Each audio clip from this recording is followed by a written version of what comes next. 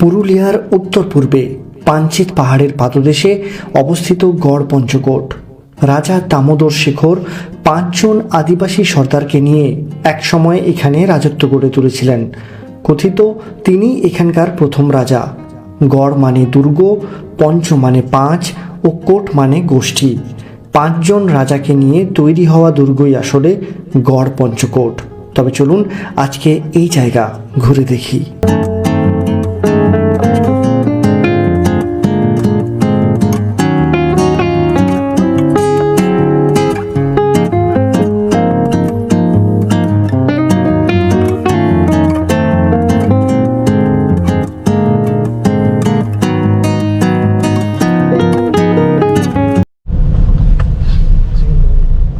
গোবাগ থেকে যে রাস্তাটা বাম দিকে চলে যাচ্ছে সেই রাস্তাতে সোজা গেলেই পড়বে গড় পঞ্চকোট প্রকৃতি পর্যটন কেন্দ্র।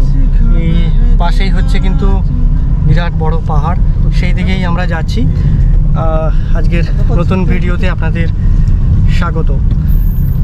পলাশ বন থেকে আসার পরে আমাদের আজকের যে দিনটা, এটা কিন্তু রিজার্ভ ছিল সাইট সিইং করার জন্য। তো গড় পঞ্চকোট হচ্ছে সেই প্রথম সাইট সিইংয়ের অংশ, এটা দিয়ে আমাদের শুরু হচ্ছে। তো আজকে সারাদিন যে সমস্ত জায়গাগুলোতে একের পর এক আমরা ঘুরে বেড়াবো, সেগুলোতে আমরা যেরকম দেখবো সেই রকম আপনাদেরও দেখাবো। আর এই গাড়িতে যে আমরা যাচ্ছি, এই গাড়ি আপনারাও আসলে বুক করে নিতে পারেন। সেই গাড়ির নাম্বার আমি ভিডিওর শেষে অবশ্যই দিয়ে দেবো। এবং পুরুলিয়াতেও যদি আপনারা ঘুরতে যান, সেখানেও কিন্তু আপনি ইনার গাড়ি খুব কম টাকাতেই পেয়ে যাবেন।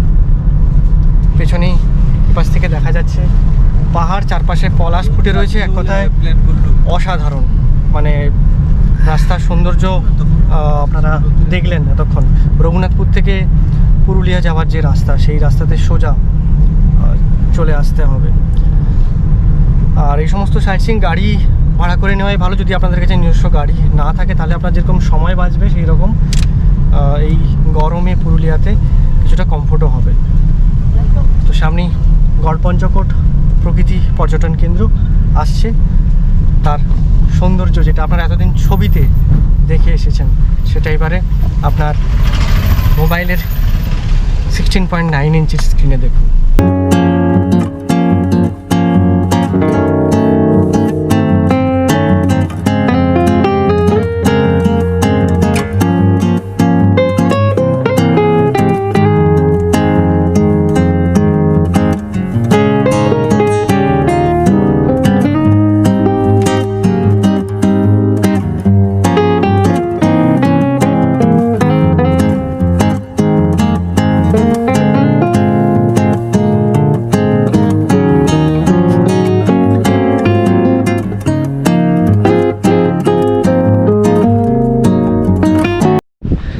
রয়েছি গড় পঞ্চকোটে। পেছনেই হচ্ছে সুউচ্চ পাহাড়, ওই যে দেখা যাচ্ছে। আর এটা তো আপনারা জানেনই, এই সেই বিখ্যাত মন্দির যেটা পাহাড়ের নিচে দেখতে পাওয়া যায়। অনেক ছবিতে আপনারা দেখেছেন, আমিও দেখেছি, আজকে নিজের স্বচক্ষে এটা চাক্ষুষ করলাম। এই হচ্ছে সেই মন্দির। ভেতরে ঠাকুরমশাই রয়েছেন, আপনাদেরকে ঠাকুর আমি দেখাবো।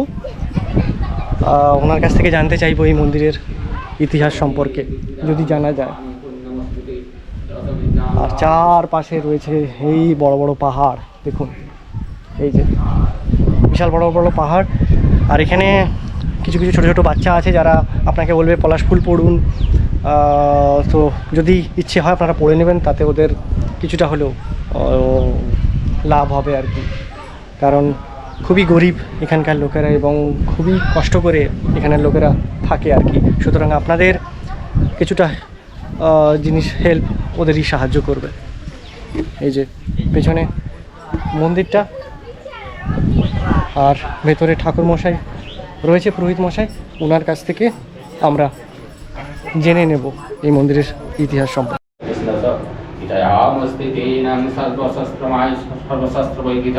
গীতা সুগীতা কর্তব্য কিমন্নে শাস্ত্র বিস্তরে যা সমপদ্মনা অবশ্য মুখ্য পদ্মান বিধিষ্ঠিতা শ্রী হরগ্রদিয়ায় নমঃ।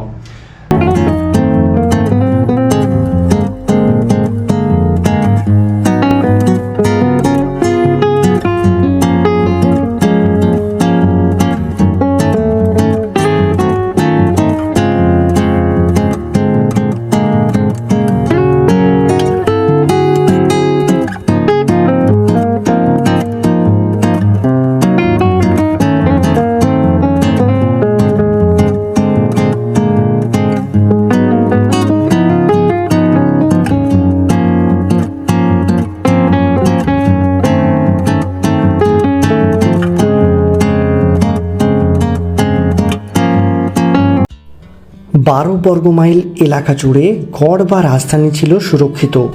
উত্তরে সুউচ্চ পঞ্চকোট পাহাড়, বাকি 3 দিকে পরপর কয়েকটি পরিখার পাশে মাটি দিয়ে উঁচু প্রাচীর ও প্রাচীর জুড়ে কাঁটা বাঁশের ঝোপ লাগিয়ে ত্রিস্তরীয় নিরাপত্তা বলয় তৈরি করা হয়েছিল। এখানে মোট 5টি তোরণদ্বার ছিল। বর্তমানে রাজবাড়ি প্রায় ধ্বংসস্তূপে পরিণত হয়েছে। এখানে একসময় অসংখ্য মন্দিরও ছিল, যার মধ্যে বর্তমানে একটি পঞ্চরত্ন মন্দির সম্পূর্ণ সংস্কার করা হয়েছে ও 2টি জোড় বাংলা মন্দিরেরও সংস্কার চলছে।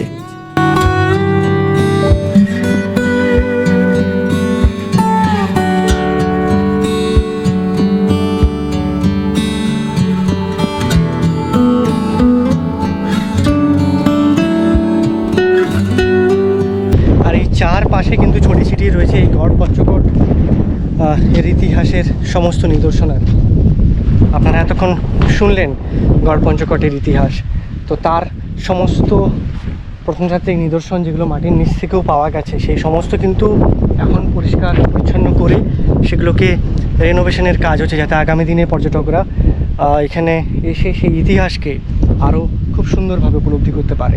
গড় পঞ্চকোটের সৌন্দর্য তার ঐতিহাসিক সত্তায় আর এই তার প্রাকৃতিক সৌন্দর্যে, এই দুটোই কিন্তু গড় পঞ্চকোটে আসলে আপনারা দেখতে পারেন।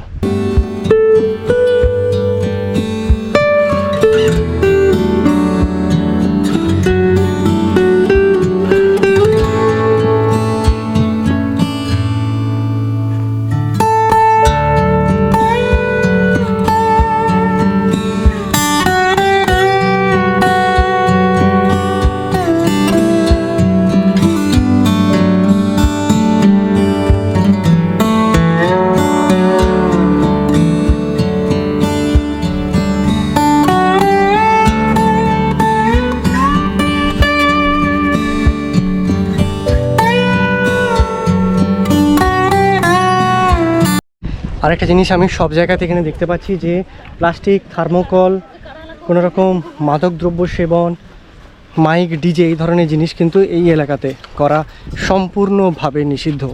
সুতরাং সেইগুলোর খেয়ালও কিন্তু আপনাদের রাখতে হবে একজন নাগরিক হিসাবে, এটাও আপনার কর্তব্য।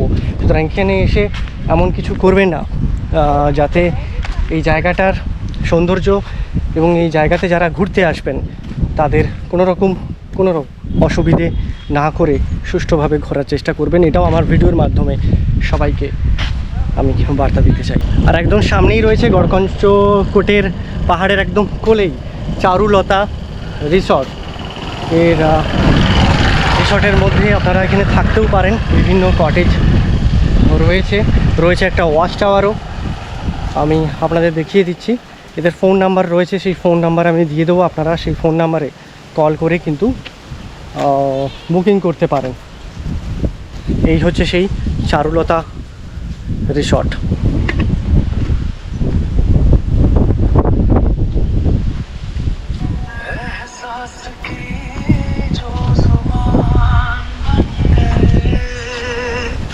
প্রণাম বল,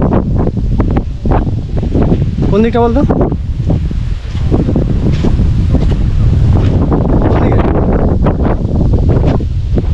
হ্যাঁ, ওখানেই তো আছি আমি। আচ্ছা।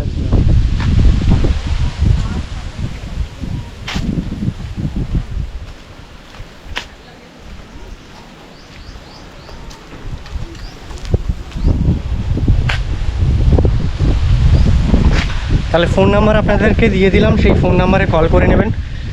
নিচে স্ক্রিনে পপ আপও হচ্ছে আরেকবার, তো সেই ফোন নাম্বারে কল করে আপনারা কিন্তু এই চারুলতা রিসর্টেও যদি থাকতে চান থাকতে পারবেন। বাইরে থেকে বন্ধ আছে, কেউ লোক নেই। আর অবশ্যই এখানে যদি আপনারা না থাকেন তাহলে আমি বলবো ভেতরে ঢুকে আপনাদের দেখানো একটু মুশকিল। তো এই হচ্ছে পুরো রিসর্টের ভেতরের অংশটা। একটা সুভিনিয়ার একটা দোকানও রয়েছে যেখানে আপনারা এখানকার জিনিসপত্র কিনতে পারেন। দেখছি যদি যাওয়ার সময় ঢোকা যায় আপনাদের অবশ্যই দেখাবো।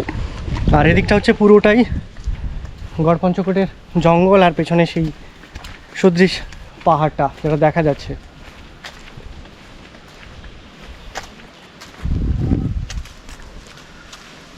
তো এইখান পর্যন্ত যাওয়া যায় পাহাড়ের আরও ওপর অবধি। ওখানে গিয়ে দেখছি কি রয়েছে আর কি।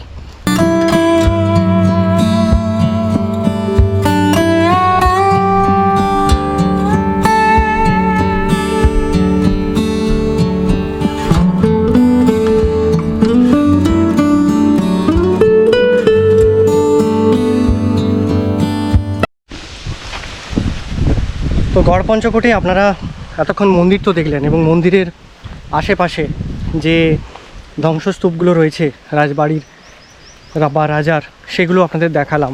এরপরে ওই যে রিসর্টটা রয়েছে সেই রিসর্টের একদম পেছন দিকে একটা রাস্তা চলে গেছে এই রকম।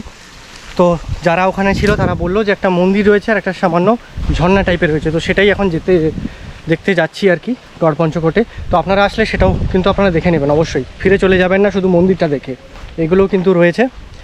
তো চেষ্টা করব এই গড়পঞ্চকোটে যা যা জিনিস আছে যেটা আমি দেখতে পাচ্ছি আর কি সেটাও আপনাদের দেখার। যদি কিছু মিস করে যাই বা যদি এর ইতিহাস সম্পর্কে কিছু আপনারা আরও এক্সট্রা জেনে থাকেন তাহলে অবশ্যই কিন্তু আপনারা নিচে কমেন্ট করে জানাবেন, তাতে আমারও জিনিসগুলো জানা হয়ে যাবে। চারপাশে পলাশ ফুল ফুটে রয়েছে আর ওই দূরে উঁচু পাহাড়, সত্যি এক কথায় অনবদ্য। এত কিছু ঘোরার আছে, আমার মাঝে মাঝে মনে হয় যে একদিন সাফিসিয়েন্ট নয়।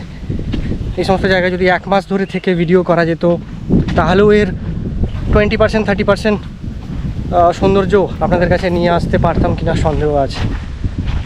এত সৌন্দর্য এই দক্ষিণবঙ্গের পুরুলিয়াতে। তো এখানে এসে রাস্তাটা টুইস্ট হয়ে গেছে, একটা রাস্তা চলে গেছে এইদিকে, একটা এইদিকে। তো এবার কোন দিকে যাব সেটাই হচ্ছে ব্যাপার।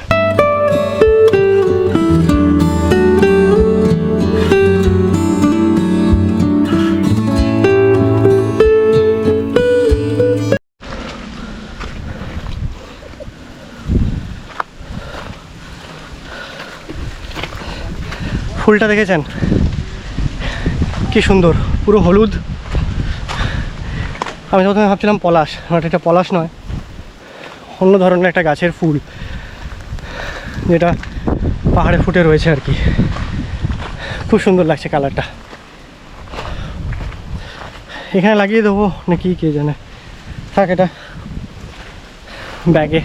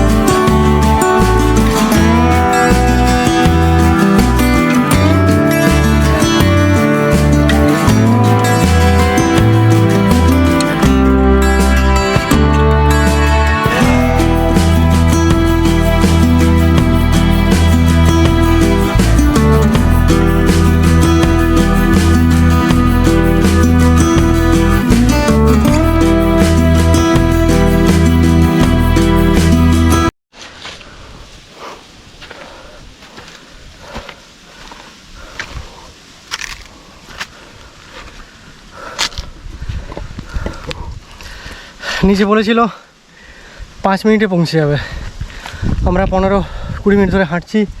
কীরকম খাড়া দেখুন এই জায়গাটা, অলমোস্ট এসে গেছি। বাট এটা কী ধরনের যুক্তি ভাই, 5 মিনিটে পৌঁছে যাবে? 5 মিনিটে তো জেটেও আসতে পারবে কিনা সন্দেহ। বাট এখান থেকে ভিউটা খুব সুন্দর। হাঁপাচ্ছি সেখানে কমেন্ট করবেন না, আপনাদেরও এই ভর দুপুরে পাহাড়ে উঠলে এরকমই অবস্থা হবে, রাত্রির থেকেও খারাপ। এই সামনেই মন্দির আর সামনের ভিউটা দেখুন।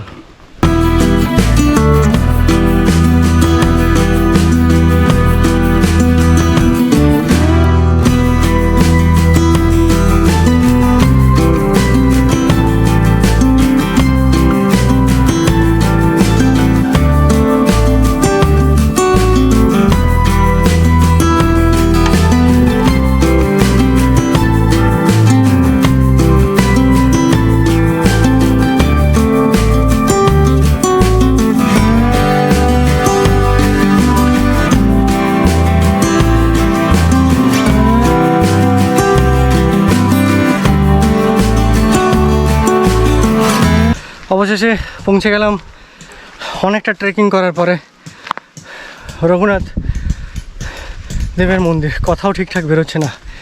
আর এখান থেকে এই মন্দির থেকে আরও 10 মিনিট ওইদিকে হাঁটলে পৌঁছে যাবেন একটা ঝর্ণাতে। লেখা আছে no photo no photography by PWD danger. জানি না কেন ডেঞ্জার লিখেছে, বাট জিজ্ঞেস করবো। এই পেছনে হচ্ছে মন্দিরটা, এগুলো দিয়ে বোধহয় সব তৈরি হবে। মন্দির প্রায় ভেঙে পড়েছিল। এই হচ্ছে মন্দিরটা। এটা হচ্ছে রাজ বংশেরই হচ্ছে মন্দির আর কি, কিন্তু মন্দিরের অবস্থা এতটাই খারাপ যে সেটা নতুন করে রিনোভেশন করছে আর কি গভর্নমেন্ট থেকে। এই যে দেখুন চারপাশে সব ভেঙে পড়ে আছে। এগুলোই যখন তৈরি হয়ে যাবে এই যে, তখন কিন্তু দেখতে খুব সুন্দর লাগবে। সেটা হয়তো আগামী দিনে হয়ে যাবে। রঘুনাথ দেবের রঘুনাথ জিউর মন্দির। এটা হচ্ছে তার বাউন্ডারি ওয়ালটা পুরোটা। মানে ভিডিও, এত সুন্দর সুন্দর জায়গা ভিডিও করতে করতে ব্যাটারি শেষ হয়ে যাবে। আপনার যে প্রাণবায়ু আছে আর কি, ভেতরের এনার্জি শেষ হয়ে যাবে, তাও সৌন্দর্য শেষ হবে না। এই রাস্তাটাও দেখুন কোথাও একটা চলে যাচ্ছে এই যে সামনে। আর এই পাশে হচ্ছে পুরো পাহাড়, খুব দেখতে সুন্দর লাগছে। এই যে দেখুন মন্দিরের এটা এরিয়া আর কি। এই গড় পঞ্চকোটে পাহাড়ের মাঝে রয়েছে রঘুনাথ বা শ্যাম রঘুবীরের মন্দির, যা পুরুলিয়া জেলার মধ্যে সবচেয়ে উঁচু ও প্রাচীন মন্দির। পাহাড়ের মধ্যেই রয়েছে একটি ধারা বা ঝর্ণা, যেখান থেকে সব সময় বছরের 12 মাস জল পাওয়া যায়। 1750 সালে মহারাজ শত্রুঘ্ন শেখরের আকস্মিক মৃত্যুর পর সিংহাসন নিয়ে গোষ্ঠীদ্বন্দ্ব শুরু হয়। ফলে রাজধানী প্রথমে মহারাজনগর ও পরে কাশীপুরে স্থানান্তরিত হয়। দীর্ঘদিন ধরে পরিত্যক্ত অবস্থায় এই স্থান পড়ে থাকার ফলে তা কালের নিয়মে স্থাপত্যগুলি ধ্বংসস্তূপে পরিণত হয়। অনেকে এই ধ্বংসের পেছনে বর্গী আক্রমণের কথা বললেও তার কোনো ঐতিহাসিক তবে এ কথা একদমই সত্য। মাইকেল মধুসূদন দত্ত কাশীপুর এস্টেটে কাজ করাকালীন গড় পঞ্চকোট নিয়ে 3টি কবিতা লিখেছিলেন।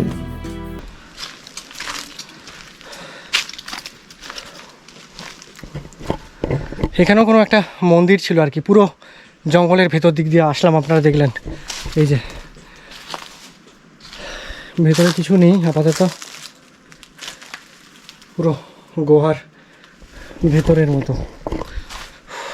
তো সত্যি এখানে যে একটা রাজবংশের গুপ্ত ইতিহাস ছিল, এবং সেটা নিয়ে মাইকেল মধুসূদন থেকে আরম্ভ করে অনেকেই অনেক কিছু লিখে গেছেন, সেগুলো সত্যি রোমাঞ্চিত করে।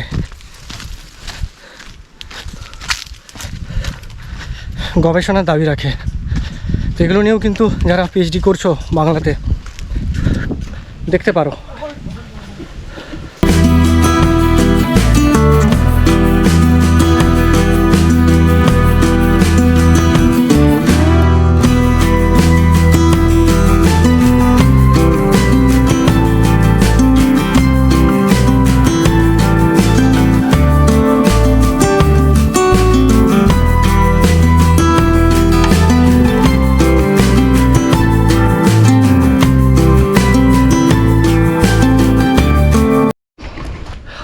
আর রঘুনাথের মন্দির থেকে বেরিয়ে আরও বাম দিকে 10 মিনিট চলে গেলে একটা ওয়াটারফলস টাইপের আছে, কিছু ঝোড়া টাইপের। সো আরও 10 মিনিট লাগবে। ওটা দেখে আমরা নিচে আবার ডিসেন্ড করবো আর কি, নিচে নেমে যাব। তারপরে আমাদের আরও অনেকগুলো জায়গা আছে। আমরা ভাবছিলাম যে খুব তাড়াতাড়ি হয়ে যাবে। একটা জায়গাতে আসলে ধরুন 2 ঘন্টা 2.5 ঘন্টা হাতে নিয়ে আসুন, নাহলে কিন্তু কমপ্লিট হবে না। আর এই রকম রাস্তা চলে যাচ্ছে একদম ধারার দিকে। উপরের দিকগুলো পরিষ্কার আছে, আসে কোথা থেকে সেটাই করছে। তো এই হচ্ছে একটা কোথা থেকে পাহাড়ের চারদিকে একদম শুকো কিচ্ছু নেই, আর কোথা থেকে জল চুঁয়ে চুঁয়ে চুঁয়ে চুঁয়ে এসে এই জায়গাটা একটা ছোট জলের কুণ্ড তৈরি হয়েছে, যেখানে জল এসে জমা হচ্ছে আর কি। তো আপনারা এই জলের ধারা দেখতে আসলে এইটাই কিন্তু দেখতে পাবেন, এর বেশি কিছু আশা করবেন না যে জোনা ফলস বা দশম ফলসের মতো উপর থেকে বড় বড় ঝর্ণা পড়ছে, কেউ কিছুই নয়। আর এই পাশে রাস্তা সোজা চলে যাচ্ছে পাহাড়ের ওপরে। এই হচ্ছে কুণ্ডটা। এই লাঠিটা এই কুণ্ডে করেছিলাম, এতটা পর্যন্ত হচ্ছে আর কি, এতটা। তো অনেকটাই এখানটা গভীর, বাট নোংরা আর কি। তো এবারে আমরা পাহাড়ের নিচের দিকে নেমে যাব, ডিসেন্ড করব। খুব টায়ার্ড লাগছে। তো আপনাদের এই গড়পঞ্চকোট সিরিজ কেমন লাগলো আপনারা অবশ্যই জানাবেন। ভালো লেগে থাকলে অবশ্যই লাইক শেয়ার সাবস্ক্রাইব করবেন। খুব জলদি দেখা হবে এর পরের পর্বে পুরুলিয়ার নতুন একটা জায়গা নিয়ে। ততক্ষণ অবধি টাটা। আর এই গড়পঞ্চকোটে যদি আপনারা আসেন, এখানে পেয়ে যাবেন খাওয়ার বিভিন্ন হোটেলে। আপনাদের ভেজ কত? ভেজ ভাত ভেজ 80 থালি, আর চিকেন, আর এমনি মাছ ভাত 130 বেশ। তো আপনারা যদি এখান থেকে মাছ মাংস বা ভেজ ভাত খেতে চান, তাহলে কিন্তু আপনারা খেতে পারেন। এই হোটেল রয়েছে এখানে। আর এখান থেকে আপনারা সুভেনিয়ার বাড়ির জন্য নিয়ে যেতে পারেন। হচ্ছে মুখোশ, এই যে লেখাই আছে চড়িদা মুখোশ সেন্টার। চড়িদা, আপনি যদি পুরুলিয়াতে আসেন, চড়িদা হচ্ছে একটা গ্রাম, যেটাকে মুখোশ গ্রাম বলে। আমাকে বলে দিবি যে কোনো জিনিস, আমার হচ্ছে সেই প্রত্যেকটা জিনিস কাজের জিনিস। মুখোশ আর কি।